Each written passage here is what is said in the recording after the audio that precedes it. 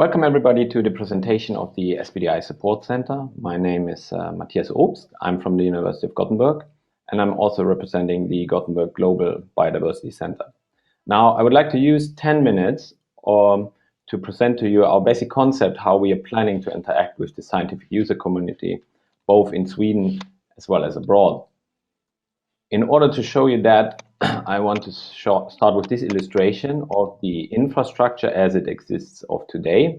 And on the bottom of the slide, you see all kind of different scientific activities that tend to generate biodiversity data. And these data are already today finding their way into this network of databases. And what the infrastructure does now, it's connecting these databases and streamlining the data through data services and harmonizing the data so they are available on the other side for users to explore and download. Now, there is 4 ways how users can interact with the infrastructure. And Deborah already mentioned some of them. So the first one is you're able to add data to the system by publishing your data in one of the databases. The functions that we provide here is, for example, submission forms, portals, software packages, and web services. And on the other side of the system, you're able to retrieve data. And there are 2 principal ways how to do that. One is a machine-machine interaction. A typical example of this is an application programming interface, like called API. That's the way to harvest data in an automated way. As an alternative to that, we also have the human-machine interaction. That is a manual way of exploring the data through a portal and refining your searches and then downloading the data you want. And there is one more option how to interact with the infrastructure, and that is the human-human interaction. So here we're trying to generate contact between humans through the support center. And the functions that we have as of today is the web form that I will show you later a little bit more in detail. We have workshops, courses, and online content for you. So this is how you can interact and with the infrastructure. And before I go into details, I want to talk a little bit more about the basic concept that we're trying to be a little bit novel compared to all the infrastructures that have been out in Sweden before. It's kind of obvious that we have data on biodiversity and the databases where they're hosted. We have services to explore, process, and access these data. But what our ambition really is here now in the next years to also offer scientific expertise and technical know-how.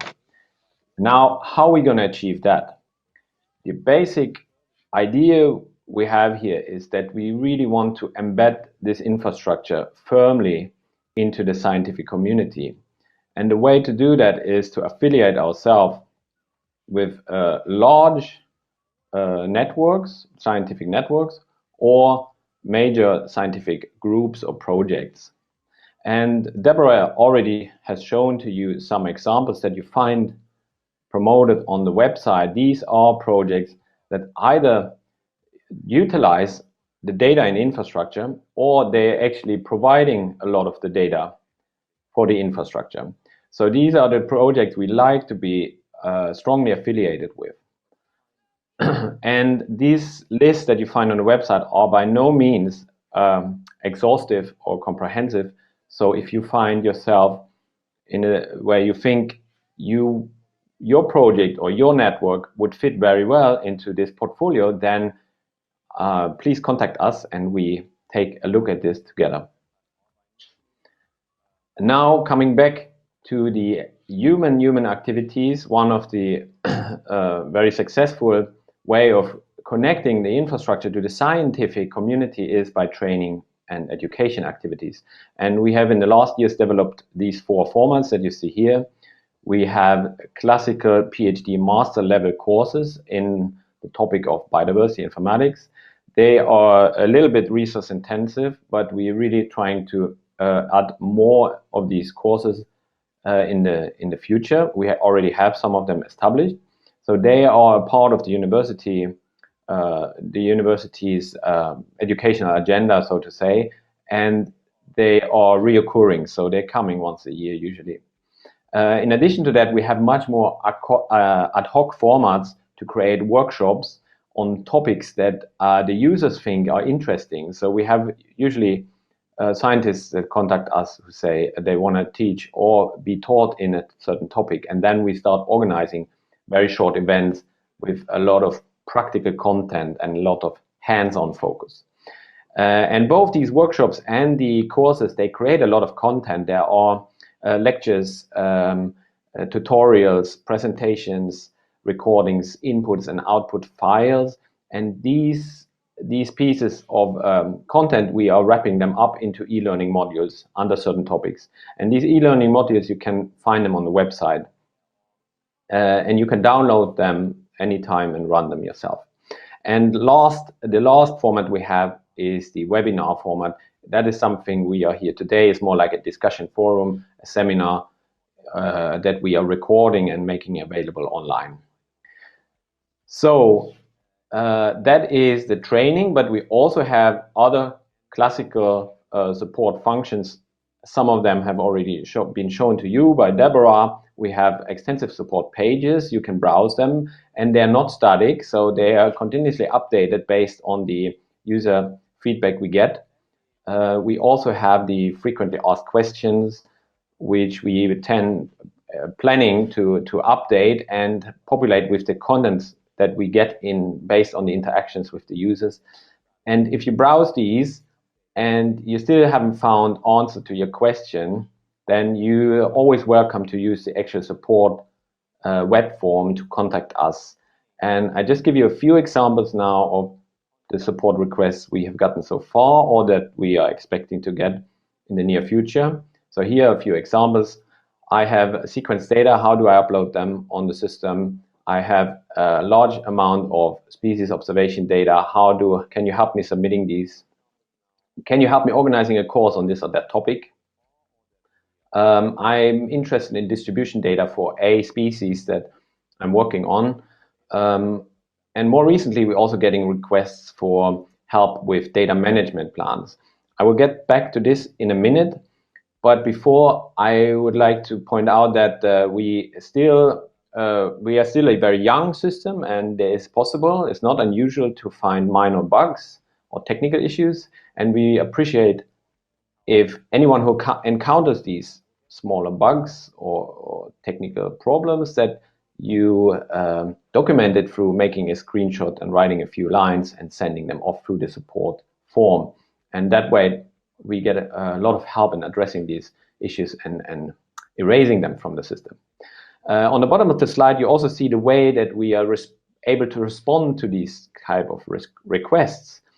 And the most important response we can offer here is consultation and help with the proper documentation.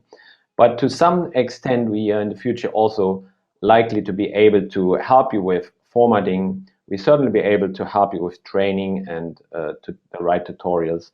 And hopefully in the future also, we are hoping to offer service development together with strong user communities. Okay, but one more thing about the data management plan. That is a rising topic in biodiversity informatics that has become very important. And within the last 10 years, we have seen a culture that changed from this kind of thinking about where the data should go, usually started when the project was about to end, and the scientists had to think about where the data should live in the long term. And that has changed, and scientists, especially young scientists, they're concerned with this already at the beginning, at the design phase of the project. And here we are really able to support the researchers by helping them with designing these data management plans. And I just give you 3 examples of important information that has to be in these data management plans. You have to think about what kind of data you're creating, both in terms of the format, but also in terms of what data type it is. So is it sequence data, image data? Is it measurements in form of tabular data? That is very good to think about at the earliest possible convenience. Now, once you've done that, it's easy to start discussing with us where these data should be hosted beyond the project's lifetime. And here we have extensive experience in finding the right place for the long-term storage of data. And many of these systems where you can host your data, these are connected to our system. Now, finally, what is also important is to think about the data license and the moratorium periods. That is basically a short definition of when the data will be made available and under which conditions. And once you have done these, addressed these 3 points in your data management plan, then you are very well set to go and carry out your project without needing to be afraid to lose the data or ending up with massive tasks of processing the data afterwards just to make them survive beyond the project. And that is everything I wanted to introduce you. So I want to finish here and looking forward to be hearing from you soon. Thank you very much. Thank you very much, Matthias. When we talked the other week, last week, to prepare for this event, you had such a nice metaphor showing how about your vision, describing your vision for how researchers could feel or think about SBDI when using it. Would you like to tell us about that, the kitchen? Yeah, it's more of a metaphor to tell it to. It doesn't necessarily need, if you want people outside the scientific community maybe to understand what we are trying to do and what is the new thing we are trying to do with just SBDI. The idea here is that we want really the scientists to feel comfortable in the infrastructure. So it's not that this is our infrastructure and over there are the scientists. So this should be, we are really seeking for full integration. One good metaphor would be to thinking that we want to provide this living room for the scientists, and perhaps even better analogy is a kitchen. If you think that the data is the food for the scientists, so if we offer this space, kitchen space, then every researcher who has food knows where to put it. Every researcher who needs food knows where to take it from, and then you can in this place and you can actually share food and process it together to create something exciting and new, like a good dinner or something. So I don't know how long you can stretch this metaphor, but it is really something we are having a lot of focus on. We really want this infrastructure to be firmly embedded into the scientific community. If you stick to that kitchen example, we don't want to go and build a restaurant where people come and there's food served. Nobody knows where it's coming from and how it was processed, and everything is based on trust. So this infrastructure, we really wanted to grow in the way the scientists wanted to grow. And that is an important message I would like to convey here. Thank you very much, Matthias Obst, for this presentation and for sharing this metaphor with us. Thank you.